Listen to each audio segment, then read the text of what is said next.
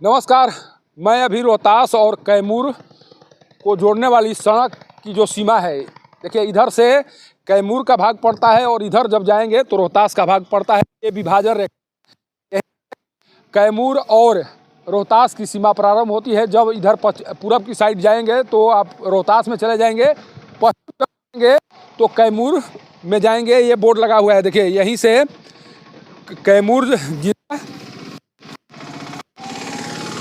कैमूर जिला की शुरुआत होती है और कैमूर जिला में प्रवेश करने के साथ किस तरह के विकास का कार्य किया गया है, इन सड़कों की स्थिति को देखकर अंदाज़ा लगा सकते हैं। देखिए ये जो सड़क बनी हुई है, इस सड़क की स्थिति को देखकर आप समझ सकते हैं कि कैमूर जिला के जितने अधिकारी हैं, जो प्रतिनिधि हैं, वो अपने क्षेत्र के विकास को लेकर क्या कुछ कर रहे हैं। अगर उनके द्वारा क्षेत्र के विकास को लेकर काम नहीं किया गया होता तो शायद जो सड़कें अभी दिखाई पड़ रही हैं उस तरह का नज़ारा दिखाई नहीं पड़ता।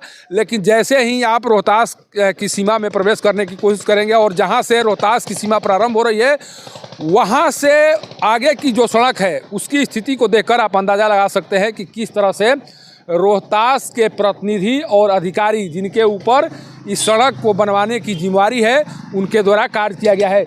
ये जहाँ तक मुझे जानकारी है इस पथ की मरम्मती की जिम्मेवारी शायद जो सिंचाई विभाग है उसके ऊपर होगी, कारण कि ये जगजीवन कैनाल है और जगजीवन कैनाल पर ये सड़क बनी हुई है और इस सड़क की मरम्मती और निर्माण की जिम्मेवारी जहाँ तक मुझे लग रहा है सिंचाई विभाग के ऊपर ही होगी। लेकिन कैमूर का सिंचाई विभाग और रोहतास का सिंचाई विभाग किस तरह से कार्य कर रहा है, इसे तस्वीरों के माध्यम से देखा और समझा जा सकता है। मैं ऐसा इसलिए कह रहा हूँ कि जिस तरह से लगातार यहाँ पर कोशिश की जा रही है अपने क्षेत्र के विकास को लेकर और जिस तरह से एक ठहराव दिखाई पड़ रहा है रोहतास के क्षेत्र के विकास को लेकर, उसे मैं दिखाने की कोशिश कर रहा हूँ। यहीं से देखिए, यहीं से आप आगे जाएंगे तो रोहतास की जो सीमा है वो प्रारंभ हो जाती है और वहाँ पर जो स्थिति है सड़कों की, उस स्थिति से प्रत्येक दिन दुर्घटनाएं हो रही हैं, लोग चोटिल हो रहे हैं, लोग लगातार प्रतिनिधि और अधिकारी को कोसते हुए नजर आ रहे हैं। इसके बाद भी जो अंतरात्मा है अधिकारी और प्रतिनिधियों की, रोहतास के जितने अधिकारी और प्रतिनिधि हैं उनकी अंतरात्मा शायद मर चुकी है और इसीलिए जो लोग जिस तरह से कमेंट्स कर रहे हैं या जो बताने की कोशिश कर रहे हैं उसे न तो सुन पा रहे हैं और न ही समझ पा रहे हैं। अगर सुन और समझ पाते तो शायद जो स्थिति कैमूर को जोड़ने वाली सड़क की दिखाई पड़ रही है उसी तरह की स्थिति। देखिए यहाँ पर कुछ बच्ची जा रही है, उसी से सोचते हैं, कोशिश करते हैं कि कहाँ जा रही है। बाबू एक मिनट पढ़ने जा रही हो तुम लोग? एक मिनट रुक जाओ बाबू, एक मिनट। कहाँ से आ रही हो? पाली से। कहाँ पढ़ने जा रही हो? चिनारी जा रही हो। चिनारी जब जाती हो तो इधर सड़क की स्थिति क्या है, दिखाई पड़ता है? क्या स्थिति है? गड्ढा है। अभी जहाँ से आ रही हो उधर की स्थिति क्या है? ठीक है, सड़क ठीक ठाक है। तो इधर जाने के क्रम में परेशानी होती है? किस तरह की दिक्कत आती है? साइकिल पर जब जाती हो उस रास्ते से तो किस तरह की परेशानी आती है? देखिए क्या कर रही है बच्ची, क्या कर रही हो? बहुत बार गिर गए हैं, पैर में मतलब चोट लग गया है।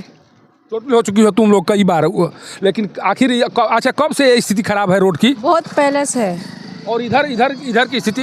इधरों मतलब वैसे था ना, तो फिर वैसा था, फिर बना है कुछ महीने पहले। पर इधर निर्माण हो गया ना? हाँ, इधर क्या लगा है, निर्माण होगा? बनाना चाहिए। हम लोग बहुत बार गिर गए हैं, आने जाने में बहुत टाइम लगता है। ऐसे ये बना है तो हम जल्दी आ जाते हैं, वो है ना तो जाने में बहुत लेट लगता है। नीतीश जी तुम लोगों को साइकिल दिए हैं कि आराम से जाओ स्कूल पढ़ाई करो, लेकिन साइकिल भी ना दिए हैं, अपने पैसे से खरीदी हो? हाँ, लेकिन साइकिल के लिए तो राशि आती है, अब नहीं मिल रही है। एक पैसा नहीं आया 9 में। प्राइवेट स्कूल में पढ़ती हो? सरकारी है। सरकारी में पढ़ती हो? अभी तुम लोगों के लिए साइकिल की राशि नहीं मिली है? नहीं। कौन बच्ची जो है जो अपने पैसे से साइकिल खरीदी है?